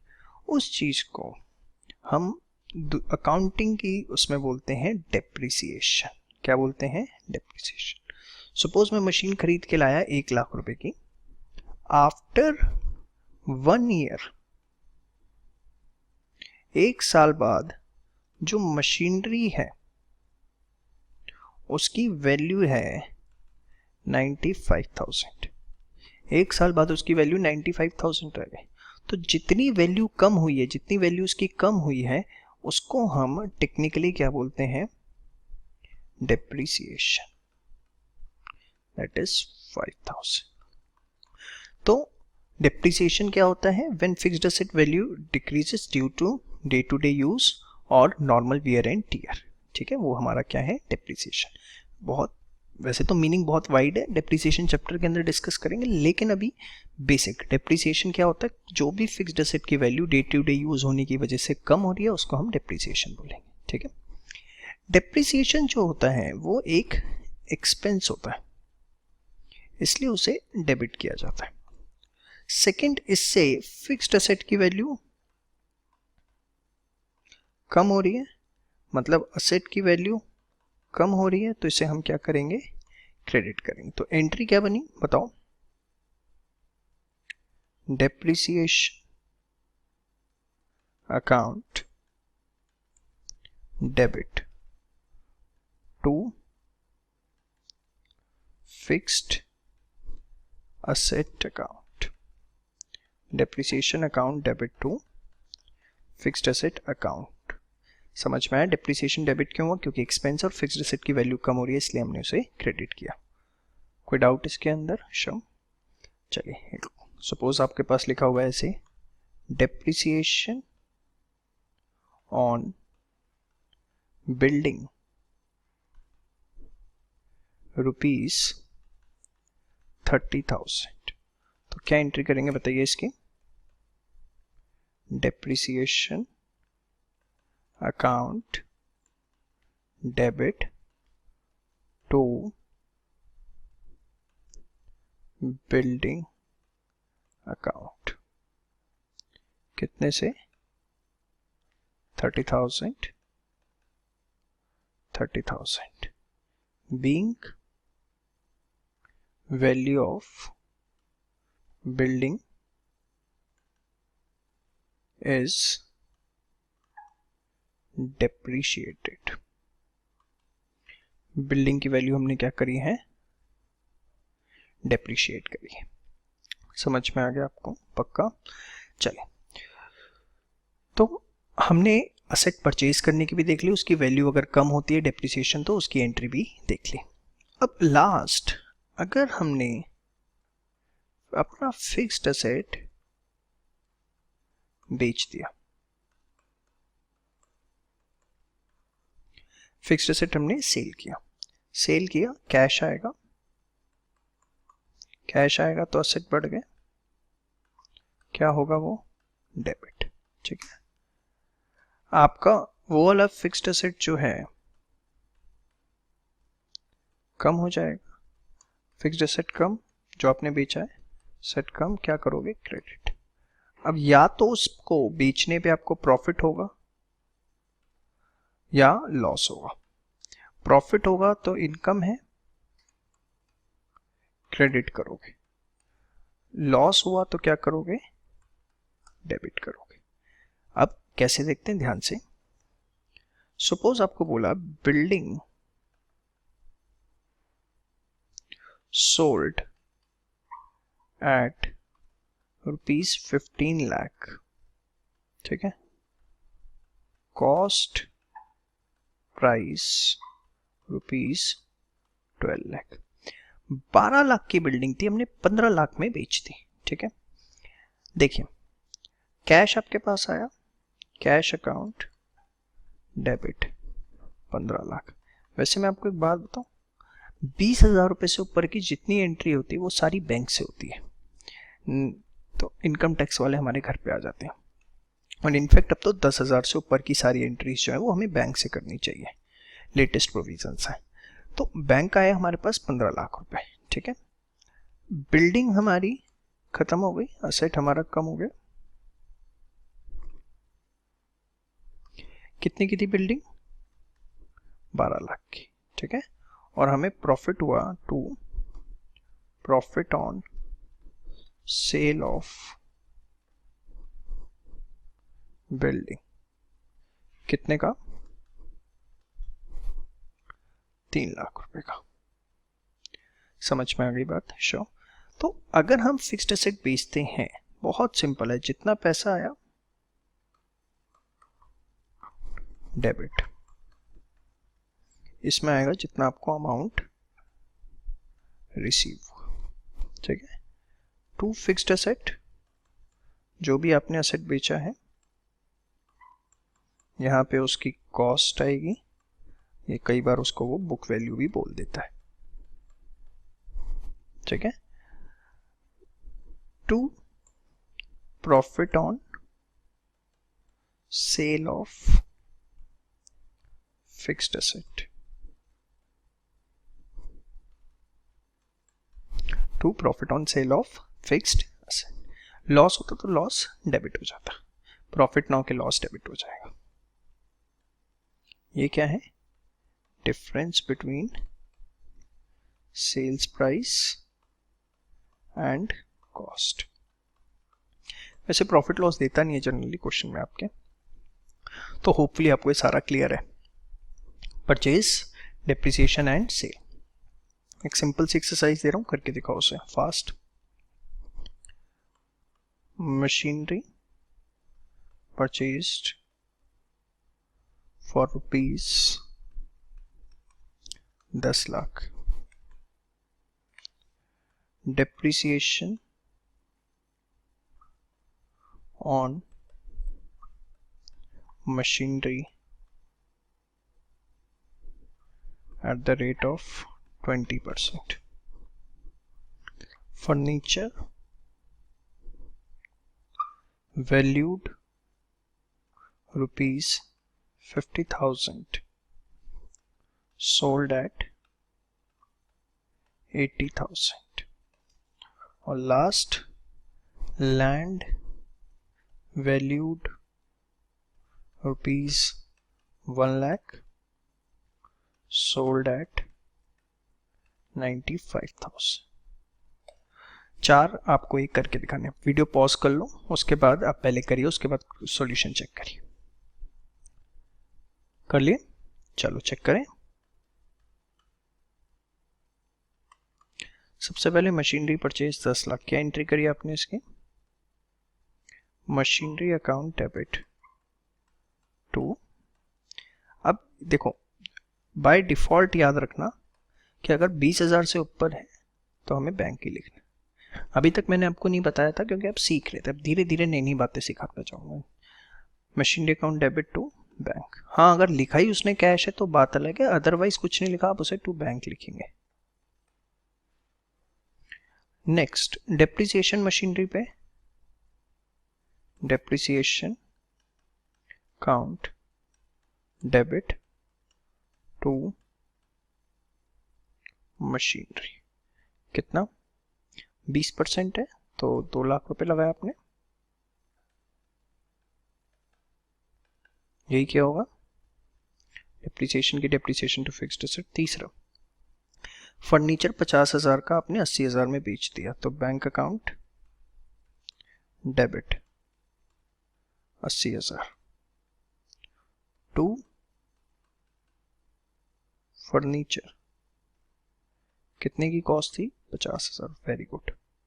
प्रॉफिट हुआ to profit on sale of furniture कितना 30,000 रुपये। ठीक है, शो। इसके बाद लैंड जो कि 1 लाख की थी हमने 95 में बेची, तो इसमें हमें लॉस हो रहा है बेटा। Bank account debit 95,000 to land जो है वो हमारी खत्म हुई 1 लाख की, तो हमें 5,000 का लॉस हो रहा है। लॉस जो है वो डेबिट होगा। होपफुली आपने ठीक किया हो, loss on sale of land. ठीक है, कितना 5,000। तो ये थी हमारी journal entries related to fixed asset including of sale, purchase and depreciation. बहुत अच्छे से इसे आप रिवाइज कर लीजिए। चलिए बच्चों, अभी तक जितना भी हमने किया है अब उसके पहले प्रैक्टिस कर लेते हैं। और अगेन वही स्कोरबोर्ड हमारे सामने है। अगर आपने 10 की 10 एंट्री सही करी तो आप आगे बढ़े, excellent. 9 very good, 8 good, 7 is fair enough and 6 से कम है तो आपको सारा रिवाइज करने की जरूरत है। क्वेश्चन आपके सामने है, फटाफट इसे नोट डाउन करिए। सारी जर्नल एंट्रीज आपको करनी है और फिर उसे क्रॉस चेक करनी है मेरे साथ। फटाफट वीडियो पॉज कर दीजिए अब और सारा नोट डाउन करके अपने आप पहले क्वेश्चन करिए। चलिए, होपफुली आपने वीडियो पॉज करके क्वेश्चन देख लिया है पूरा। अब मैं करता हूं, अब देखिए आपका आंसर ठीक है क्या। Rama started business with cash 50,000। It's a format, आपने अलग अलग भी करें कोई दिक्कत नहीं, but proper format is this. सबसे पहले डेट या सीरियल नंबर आता है, जैसे यहाँ पर तो मेरे पे सीरियल नंबर है। Rama started business with cash, तो cash account debit to capital account. ठीक है, बीइंग बिजनेस स्टार्टेड, कितना 50,000।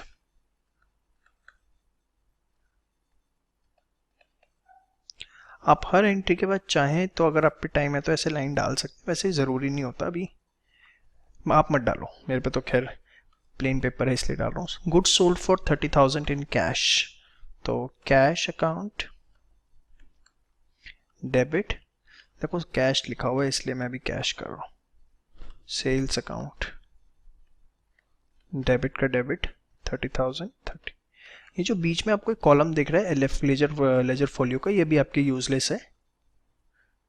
Being goods sold on cash. ठीक है, इसके बाद next, goods purchased on credit from Shyam, तो होपफुली आपने इसकी एंट्री करी है। परचेज किया हमने, परचेज अकाउंट डेबिट, श्याम हमारा क्रेडिटर है, क्रेडिटर बढ़ गया to Shyam account and amount is 30,000।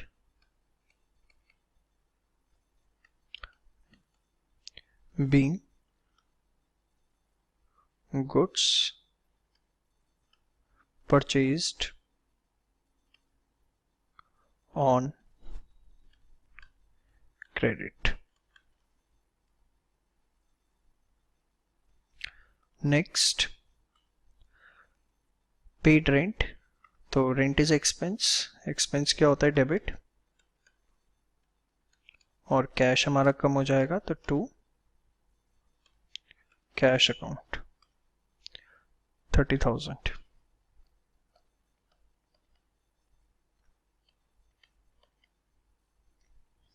Being rent paid. ठीक है, चलिए फिर amount paid to Shyam 29,000 in full settlement. Creditor को हमने 29 परचेज किया था ना 30 का, फुल सेटलमेंट में 29,000 पे किए, तो Shyam account debit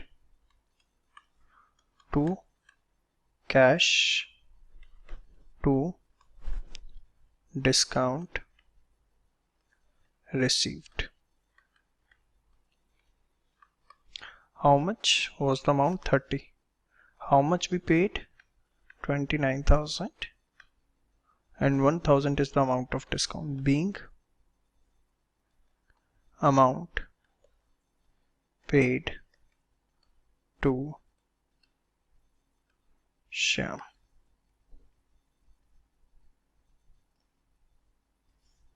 thereafter furniture purchased fixed asset है, क्या एंट्री होगी? Furniture to cash, furniture account debit to, कुछ नहीं लिखा हुआ तो आप कैश में ही माने, बैंक पे लिख दिया, ठीक है। फर्नीचर टू कैश 25,000, बैंक भी लिखा या क्रेडिटर भी लिख दिया किसी ने तो कोई दिक्कत नहीं है, क्योंकि कुछ इन्फॉर्मेशन क्लियर नहीं है। वैसे कायदे से तो फर्नीचर टू बैंक ही होगी, क्योंकि 10,000 से ऊपर का अमाउंट है। Amount withdrawn for personal use, so oh narration लिखना भूल गया, लिख लोगे? Being furniture purchased, drawings to cash, being amount withdrawn. कितना किया बेटा? ड्राइंग्स 35,000। इसके बाद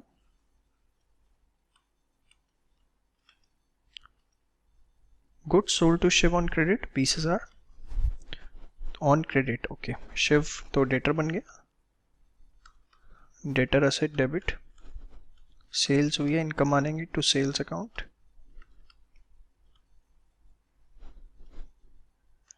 कितना? 20,000।